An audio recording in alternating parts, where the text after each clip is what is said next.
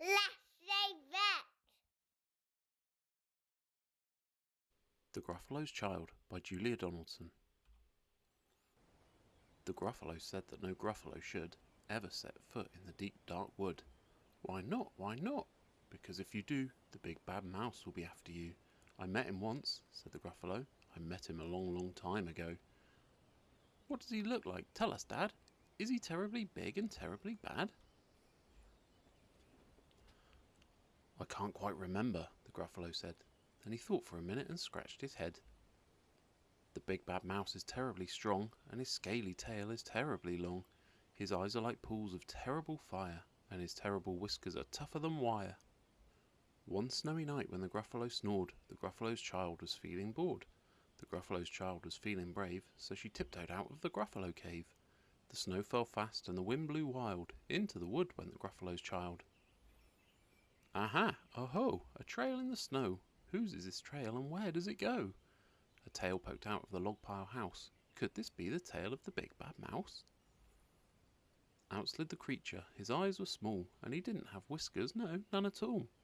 You're not the mouse. Not I, said the snake. He's down by the lake eating Gruffalo cake.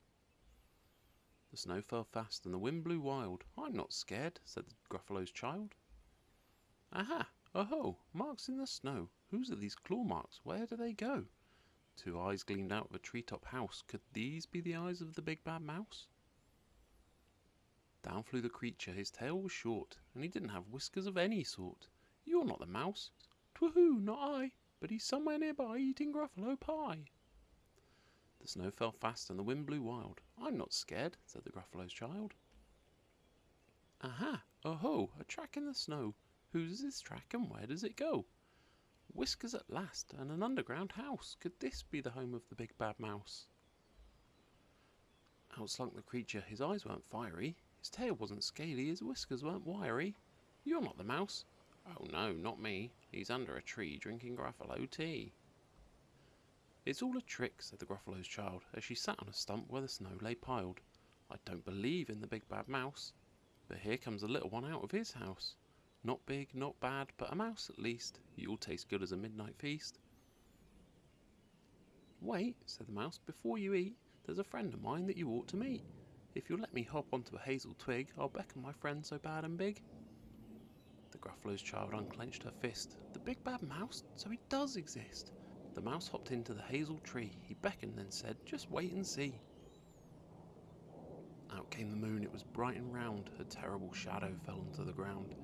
Who is this creature so big, bad and strong? His tail and whiskers are terribly long.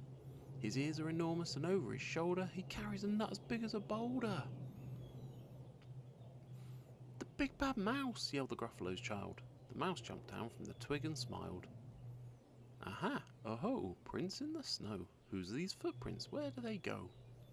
The footprints led to the Gruffalo cave, where the Gruffalo's child was a bit less brave. The Gruffalo's child was a bit less bored, and the Gruffalo snored and snored and snored.